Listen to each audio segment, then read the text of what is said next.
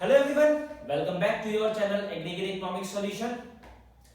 आज हम इस वीडियो में chapter number 2 Indian economic development में 5 year plans in India goal and achievement के बारे में डिस्कशन करेंगे। तो ये चैप्टर आपका एक इंपॉर्टेंट चैप्टर है टर्म 1 के पॉइंट ऑफ व्यू से, एज वेल एज जो क्लास 12th के बच्चे हैं प्लस यूपीएससी एस्पिरेंट्स जो यूपीएससी की तैयारी कर रहे हैं या किसी अदर एग्जामिनेशन की तैयारी कर रहे हैं जिसमें इकोनॉमिक्स का कहीं ना कहीं इंपॉर्टेंट रोल प्ले होता है, तो ये वीडियोस भी उनके लिए इंपॉर्टेंट है। तो आइए बिना टाइम वेस्ट करे स्टार्ट करते हैं 5 year plans in India.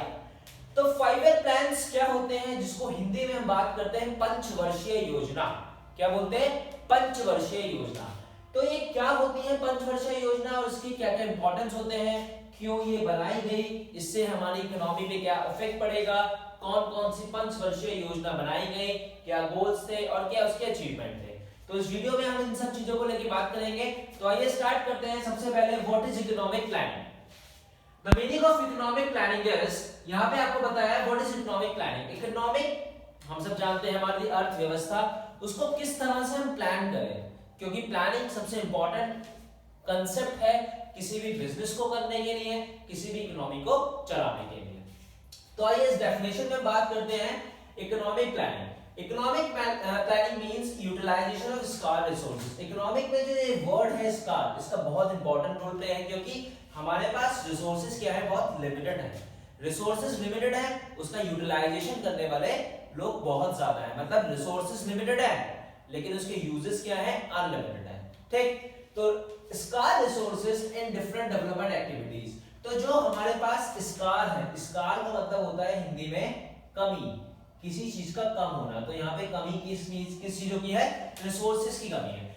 Scar resources in different development activities. Different development activities का मतलब क्या है, हम अपनी स्कार रिसोर्सेज को ऐसी डेवलपमेंट एक्टिविटीज में लगाएं जिससे क्या हो, हमारा इकोनॉमी का क्या हो, विकास हो, मतलब हमारी इकोनॉमी आगे बढ़े। क्लियर है? विद नेशनल प्रायोरिटीज, और उन चीजों पे प्रायोरिटी रखें, उन चीजों की पहल रखें जो उन रिसोर्सेज के लिए सबसे ज्यादा इंपॉर्टेंट है।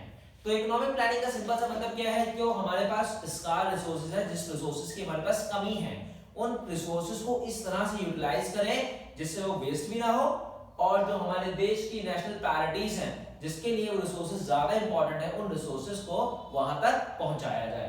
तो इकोनॉमिक प्लानिंग में सिंपल सी ये बात होती है। सेकंड आपको दिया है कि planning commission under the chairmanship of PM मतलब पंडित जवाहरलाल नेहरू। अब ये क्या है, ये बहुत ज्यादा इंपॉर्टेंट कंसेप्ट है, इसको बहुत ध्यान से आप देखिए। क्या है ये प्लानिंग कमीशन? सबसे पहले प्लानिंग कमीशन का एक डेट याद कर लीजिए, दैट इज 1950। 1950 में प्लानिंग कमीशन को बनाया गया था। अब प्लानिंग कमीशन को क्यों बनाया गया था? प्लानिंग कमीशन को जो हमारे स्कार रिसोर्सेज हैं या हमारे जो भी रिसोर्सेज हैं उसको प्लानिंग के साथ यूटिलाइज करें। ठीक है, तो planning commission under the chairmanship, जब चेयरमैनशिप किसके अंडर में थी, पीएम पंडित जवाहरलाल नेहरू के अंडर में जब ये प्लानिंग कमीशन बना था, तो उस समय ये प्राइम मिनिस्टर थे, इनके गाइडलाइंस में, इनके देखरेख में प्लानिंग कमीशन का एस्टैब्लिश हुआ था 1950 में। तो ये ईयर आपके लिए बहुत इंपॉर्टेंट है, 1950 किसका ईयर है, प्लानिंग कमीशन का। क्लियर हो गई बात? तो प्लानिंग कमीशन कब बना था, 1950 में। क्या प्लानिंग कमीशन आज भी हमारा चलता है? नो, प्लानिंग कमीशन को अब हटा के एक नया नाम लेके आ गए हैं, दैट इज नीति आयोग। नीति आयोग क्या है, नीति आयोग। अब ये कब आया है, ये आया है आपका जैन 2015। क्लियर है? 2015 में नीति आयोग आया था। ये नीति आयोग की भी डेट इंपॉर्टेंट है, और नीति आयोग का कभी कभी टर्म 1 में या किसी भी कॉम्पिटिटिव एग्जाम्स में इसकी फुल फॉर्म पूछ लेते हैं। तो नीति आयोग की फुल फॉर्म आपको याद है, national institute for transforming India. मैं लिख देता हूं यहां पे इसकी, national institute for transforming India. ठीक है, तो ये कब आया था, 2015। नीति आयोग के लिए इंपॉर्टेंट है, और प्लानिंग कमीशन के लिए 1950 आपको ईयर याद रखना है। प्लानिंग कमीशन 1950 में तैयार हुआ था, और जो फर्स्ट 5 ईयर प्लान हमारा आया था वो कब आया था, 1951 to 1956। तो ये ईयर है 5 साल के लिए ये 5 ईयर प्लान्स को तैयार किया था। पहला 5 ईयर प्लान कब आया था? 1951 में और 1956 तक। अभी इस प्लान्स के बारे में हम पूरा डिटेल में एक वीडियो बनाएंगे, बस अभी आप ये थोड़ा सा एग्जांपल के तौर पे याद रख लीजिए। फर्स्ट 5 ईयर प्लान आया था 1951 1951 टू 56। तो 5 ईयर प्लान्स इन इंडिया बहुत लंबी डिटेल है, इसके लिए हम अलग से पूरी एक वीडियो बनाएंगे, ठीक है। तो प्लानिंग कमीशन 1950 में आया था under the chairmanship of Pandit Jawaharlal Nehru, और अब प्लानिंग कमीशन को रिमूव करके नीति आयोग ले आया है national institute for transforming India. इसका आपको ईयर याद रखना है, दैट इज 2050। क्लियर है? अब आपसे अगर पूछा जाए need for planning in India, क्या जरूरत पड़ी प्लानिंग करने की भारत में, तो बहुत सिंपल सा आंसर है, आपको भी पता है। बिना प्लानिंग के हम कोई भी रिसोर्सेज को, कोई भी गुड्स को, कोई भी ह्यूमन बीइंग्स को ठीक तरह से यूटिलाइज नहीं कर सकते हैं, उनकी स्किल्स को हम ठीक तरह से यूटिलाइज नहीं कर सकते हैं। इसीलिए 5 ईयर प्लान्स का गठन हुआ, जिससे जो हमारे स्कार्स रिसोर्सेज हैं और जो इजीली रिसोर्सेज अवेलेबल हैं उन सब का प्रॉपर तरीके से हम क्या कर सकें, यूटिलाइजेशन सही तरीके से कर सकें, ठीक है। Need for planning in India में इतना ही इंपॉर्टेंट है, और बाकी हम जब 5 ईयर प्लान्स पूरा पढ़ेंगे तब हम डिस्कशन करेंगे। अब हम बात करेंगे इकोनॉमिक सिस्टम। इकोनॉमिक सिस्टम क्या है? इंडिया इकोनॉमिक सिस्टम एक बहुत ही क्रूशियल है, क्योंकि यहाँ पे रिसोर्सेज कम है और उसकी यूटिलाइजेशन बहुत ज्यादा है। तो यहाँ पे 3 तरह के इकोनॉमिक सिस्टम में हम बात करते हैं, that is capitalistic economy, socialistic economy और मिक्स इकोनॉमी। कैपिटलिस्टिक इकोनॉमी आप सबको पता है, कैपिटलिस्टिक इकोनॉमी वो इकोनॉमी होती है जहां पे भैया मेन मोटिव क्या होता है, प्रॉफिट कमाना है, ठीक है। जहां पे जो आपका प्रोड्यूसर है, जो चीजों को बनाने वाला है, वो फ्री है, वो कोई भी गुड्स को बना सकता है, कोई भी सर्विसेज को अवेल कर सकता है, ठीक है। यहाँ पे गवर्नमेंट का इंटरफेरेंस ना के बराबर होता है, ठीक है। कैपिटलिस्टिक इकोनॉमी वो इकोनॉमीज है जो पूरी तरह से डेवलप्ड कंट्रीज हैं, जैसे यूएसए वगैरह, ठीक। तो आपके इसमें मेरिट्स और डिमेरिट्स दे रखे हैं, लेकिन आप उस पर इतना ध्यान ना देखें। कैपिटलिस्टिक इकोनॉमी के बारे में सुन लीजिए, इसकी पूरी डेफिनेशन आप मेरे इंस्टाग्राम पेज पे आके मुझसे नोट्स में भी ले सकते हैं, ठीक। कैपिटलिस्टिक इकोनॉमी एक ऐसी इकोनॉमी होती है जहां पे प्रोड्यूसर पूरी तरह से फ्री होता है, कोई भी रिस्ट्रिक्शन नहीं होती, कोई भी गुड्स एंड सर्विसेज को वो क्या कर सकता है, प्रोड्यूस कर सकता है without any government restrictions. Socialistic economy कौन सी होती है? यहाँ पे प्रॉफिट मेन प्रायोरिटी नहीं होती है, यहाँ पे प्रायोरिटी होती है सोशल वेलफेयर, कि भैया प्रॉफिट नहीं कमाना है, यहाँ पे लोगों के लिए ज्यादा हमें चीजें करनी है, दैट इज सोशल वेलफेयर, ठीक है। तो यहाँ पे सोशल वेलफेयर होता है, और यहाँ पे प्रोड्यूसर फ्री नहीं होता है, यहाँ पे वही गुड्स बनाएंगे जो गवर्नमेंट चाहेगी, ठीक है। अब नेक्स्ट आती है मिक्स इकोनॉमी, जो हमारे भारत की इकोनॉमी है। मिक्स इकोनॉमी हमें नाम से समझ में आ रहा है, जहां पे प्रोड्यूसर प्लस गवर्नमेंट दोनों मिलके काम करते हैं। और इंडियन इकोनॉमी कौन सी इकोनॉमी है? इंडियन इकोनॉमी और also called a mix economy. Indian economy हमारी मिक्स इकोनॉमी है, क्लियर है। 3 तरह की इकोनॉमी होती है, कैपिटलिस्टिक जहां पे प्रोड्यूसर फ्री नहीं होता, प्रोड्यूसर फ्री होता है, सोशलिस्टिक जहां पे प्रोड्यूसर फ्री नहीं होता है, सोशल वेलफेयर की बात होती है। नेक्स्ट मिक्स इकोनॉमी जहां पे प्रोड्यूसर प्लस गवर्नमेंट दोनों मिलकर काम करते हैं, जैसे हमारी भारत की अर्थव्यवस्था है। तो क्लियर हो गया आपको? ये कांसेप्ट सारा बहुत इजी है, बहुत इजी तरीके से मैं आपको बहुत इजी लैंग्वेज में आपको समझाने की कोशिश कर रहा हूं। कुछ इकोनॉमिक के टर्म्स भी मैंने यूज करे और कुछ लेमन लैंग्वेज में मैंने आपको समझाने की कोशिश करी। तो आइए बात करते हैं goals of planning in India. Plans and goals, जब तक हमारा कोई गोल नहीं होगा ना, तब तक हम प्लानिंग ठीक से नहीं कर सकते। जब तक हमारा कोई टारगेट नहीं होगा तो प्लानिंग का होना ना होना बेकार है, जब तक गोल आपका डिसाइडेड प्री डिसाइडेड नहीं होगा, ठीक है। तो goals of planning in India, goals of planning in India, क्या गोल्स थे प्लानिंग बनाने के लिए भारत के पास? सबसे पहला था 5 ईयर प्लान्स को लाने के लिए कि हमारी जीडीपी स्ट्रांग हो, जीडीपी ग्रोथ हो। जीडीपी की फुल फॉर्म सबको पता है, ग्रॉस डोमेस्टिक प्रोडक्ट, ठीक है। जीडीपी एक ऐसा थर्मामीटर का काम करता है इकोनॉमी में, जिससे हम अपनी इकोनॉमिक कंडीशंस को नापते हैं। जीडीपी अगर अच्छी होगी, पॉइंट्स में जितनी ज्यादा जीडीपी होगी उतनी हमारी इकोनॉमी स्ट्रांग होगी। जैसे थर्मामीटर होता है ना बुखार को मेजर करने के लिए, ऐसे जीडीपी होता है एक थर्मामीटर जिससे हम इकोनॉमी को मेजर करते हैं, हमारी इकोनॉमी उठ रही है या इकोनॉमी डाउन में जा रही है, ठीक है। तो जीडीपी ग्रोथ का प्लानिंग कमीशन में या 5 ईयर प्लान्स में इंपॉर्टेंट रोल क्या था?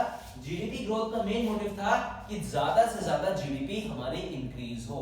तो 5 ईयर प्लान्स में जीडीपी इंक्रीज कैसे होगी? या तो भैया आप लोगों को एम्प्लॉयमेंट ज्यादा दो, एम्प्लॉयमेंट के साथ साथ आप इंफ्रास्ट्रक्चर्स पे ध्यान दीजिए। इंफ्रास्ट्रक्चर्स का मतलब है economic infrastructures as well as social infrastructures. आप रोडों को बनाओ, आप स्कूल्स को बनाओ, आप हॉस्पिटल्स को बनाइए, ठीक है। तो अगर ये सब चीजें भी हमारी अच्छी होंगी तो हमारी जीडीपी ग्रोथ ऑब्वियसली करेगी।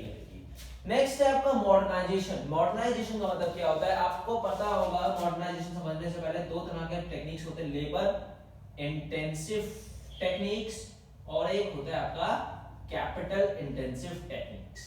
लेबर इंटेंसिव टेक्निक्स में क्या था? लेबर इंटेंसिव टेक्निक्स में हम लोग ज्यादातर लोग मैन पावर का यूज करते थे। किसका यूज करते हैं?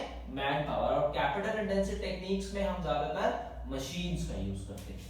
तो लेबर इंटेंसिव टेक्निक्स मॉडर्नाइजेशन में हेल्प कम करती थी और कैपिटल इंटेंसिव टेक्निक्स मॉडर्नाइजेशन में बहुत ज्यादा हेल्प किया है। मॉडर्नाइजेशन इन एग्रीकल्चर एक बहुत इंपॉर्टेंट रोल है। पहले के टाइम में लोग कैटल से फार्मिंग करते थे, ठीक है, कैटल हो गया और बहुत सारे हैंड के प्रोडक्ट्स से फार्मिंग करते थे। लेकिन जैसे जैसे एग्रीकल्चर मॉडर्न हुआ वैसे वैसे मशीन्स का यूज हमने करना स्टार्ट कर दिया, जिससे हमें आउटपुट भी ज्यादा मिलना स्टार्ट हुआ।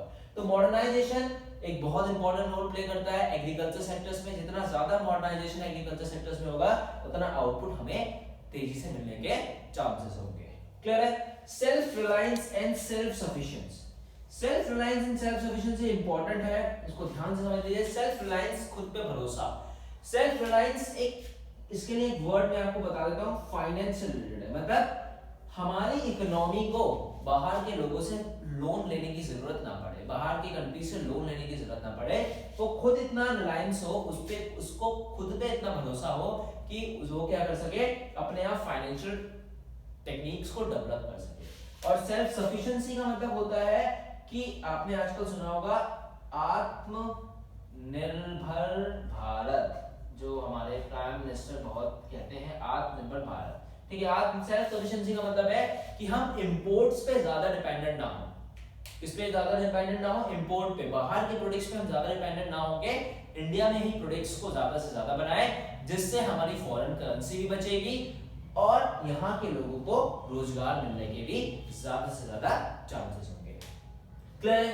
उसके बाद है इक्विटेबल डिस्ट्रीब्यूशन और इक्विटी। इक्विटेबल डिस्ट्रीब्यूशन और इक्विटी का मतलब होता है कि रिचर्स और रिचर्स ना हो, पुअर्स और पुअर्स ना हो, ठीक है। तो इक्विटेबल डिस्ट्रीब्यूशन का मतलब ये नहीं है कि हर इंसान एक समान हो जाए, हर इंसान अम्बानी हो जाए।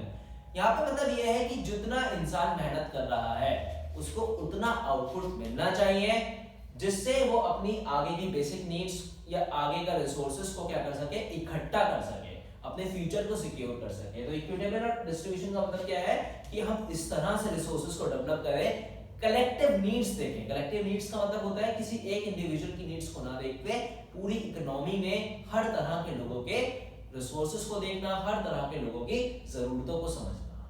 तो ये कुछ गोल्स थे 5 ईयर प्लान्स के। तो ये आपने गोल्स पढ़ लिए हैं और मैंने आपको समझा दिए हैं। तो इस वीडियो में केवल हम इतना ही पढ़ेंगे। नेक्स्ट वीडियो में मैं आपके साथ पूरा 5 ईयर प्लान्स का एक चार्ट लेके आऊंगा, उसको हम बहुत ध्यान से समझेंगे और उसको हम फॉलो करेंगे, क्योंकि वो टर्म 1 के एग्जामिनेशन में उसमें से कोई ना कोई क्वेश्चन 100% आपको मिलने के चांसेस हैं। इसमें आपका इंपॉर्टेंट टॉपिक्स मैं आपको बता देता हूं। आपको 5 ईयर प्लान्स याद करना है, सॉरी प्लानिंग कमीशन 1950 याद करना है, नीति आयोग की फुल फॉर्म याद करनी है और नीति आयोग का ईयर 2015 में नीति आयोग आया था, ठीक है। और हाँ, आर्किटेक्चर्स ऑफ नीति आयोग कौन थे? ये थे पीसी महालनोबिस। कौन थे? पीसी महालनोबिस। पीसी मतलब है प्रशांत चंद्र महालनोबिस।